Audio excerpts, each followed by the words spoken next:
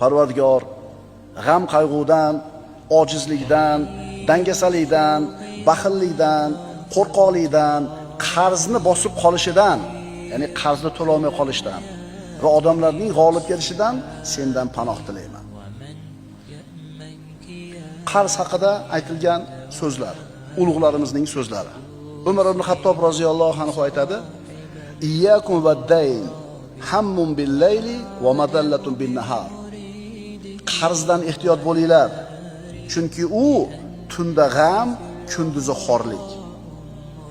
Ali roziyallohu anhu aytadi: "Ad-daynu la yunamu lahu bil-layl va la yuhdau lahu bin-nahar." Qarzni deb tunda uxlanmaydi, kunduzi esa xotirjam bo'linmaydi.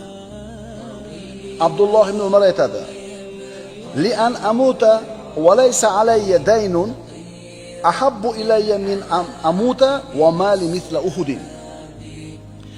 Men zimmamda qarzim bo'lmasdan o'lishim meni Uhud tog'icha molim bo'lib turib o'lishimdan suyukliroq.